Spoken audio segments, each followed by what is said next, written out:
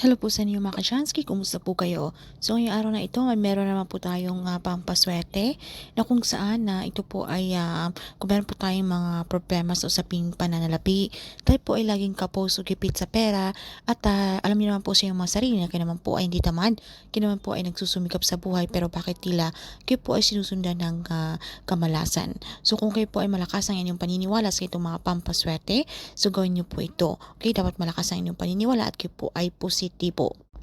So, gawin nyo lang po ito sa umaga between 6 to 8 a.m. mga ka-Chansky. So, ang kailangan lamang natin dito ay 3 kalamansi, isang dahon ng laurel, asin at isang maliit na lalagyan or platito. Okay? So, ang gagawin nyo lamang, maglagay lamang po tayo ng katamtamang dami po ng asin sa ating platito at ipatong nyo lamang po itong ating 3 kalamansi at sa gitna nito ay ilagay nyo po itong ating dahon ng laurel. So bago nyo po ito ilagay yung ating dahon ng laurel, sulatan nyo muna ito ng ating secret code number which is ang 77. Alam nyo ba ang 77 to po ay isang spiritual number at malakas din po itong mag-attract ng swerte, lalo na po kung meron po tayong gustong i-manifest, na meron po tayong inaantay na pera na lagi pong may hadlang, lagi pong nadidelayed o hindi po nangyayari-yari. So sa likuran naman ng ating dahon ng laurel, ay isulat nyo lang po ang halaga ng pera na gusto nyo pong i-manifest. Napakamabisa po itong ating laurel dahil ang ibig sabihin nitong laurel sa Latin ay laura na kung saan ito po ay success o tayo po ay magiging matagumpay sa ano pong mga gusto nating gawin o inaasam sa buhay. Okay, then pagkatapos ipatong nyo lang po yan sa gitna ng ating lagyan ng kalamansi, and then pwede nyo po itong dasalan mga ka-Chansky para ma-activate po ang energy nito. So kung kayo po ay Katoliko, isang ama namin at isang sumasampalataya ako. Pero kung hindi nyo naman po kabisado ang dasal na ito, wala pong problema or iba po ang inyong relihiyon. Pwede po kahit mga personal na dasal. Basta ang importante naman dito mga ka-Chansky, tayo po ay sincere, tayo po ay taos puso kapag tayo po ay nagkikipag-communicate kay universe. And then pagkatapos, sambitin nyo po ang inyong mga kahilingan, okay? Sambitin nyo po kung ano po ang inyong mga gustong mangyari, alright? So depende na po sa inyo. Basta good intention lamang. At dapat wag po tayong gumamit ng salitang sana kapag tayo po ay nagwi-wish, dahil ang salitang sana po ay negatibo at tayo po ay nag-aalangan, hindi po tayo sure. Dahil dito po sa ating ginagawa na itong ritual na ito ay talagang tayo po ay 100% na talagang mangyayari yung gusto nating kahilingan. Alright? Dahil deserve po natin yan.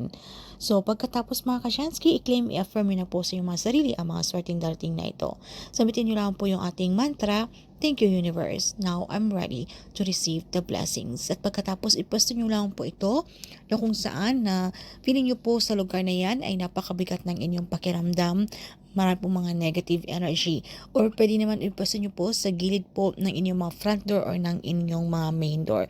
Dahil dito po sa ating mga front door or main door, kung kayo po ay laging nanonood sa aking mga vlog na lagi po natin nilalagay sa gilid po ng ating mga pintuan, dahil ang pintuan po natin, yung front door or yung main door, ay ito po ay may malaking factor na ginagawa sa atin na sa usaping swerte. Dahil dito po pumapasok ang chi energy. So, dapat chi energy po dapat ang pumapasok, which is positive energy. So, kung marami pong hadlang, so nagiging hindi balance yung flow ng positive energy. So, kahit ano pong gawin natin ng pagsusumikap ay tila po talagang tayo ay sinusundan ng kamalasan. At hindi din po natin alam na meron pong mga inggit sa paligid mga ka-Chansky.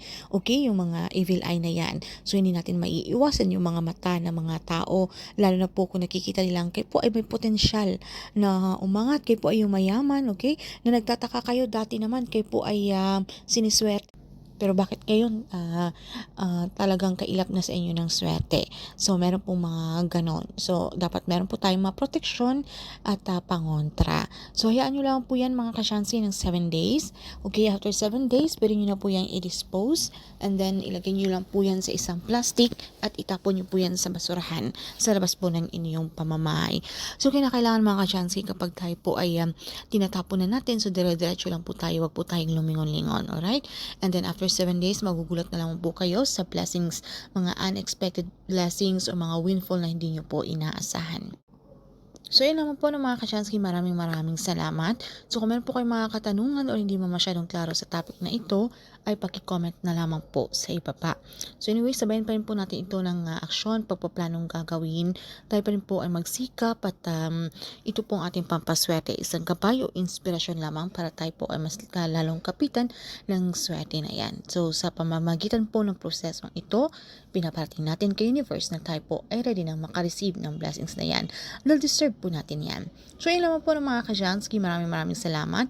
So anyway, sa mga gusto pong bumili ng money oil, meron po tayo, okay? Sa mga gustong umorder, mag-PM lamang po kayo sa aking Facebook page, Janice Christian Vlogs. Ito po ay Cleanse, Bless, and Ritualize. So kung kayo po ay mahilig maglaro ng sugal o kung kayo po ay negosyante, so ito pong money oil ay malakas mo ma-attract ng swerte sa usaping pananalapi. So yun lamang po mga ka-Jansky. Thank you so much yan and see you again or next one.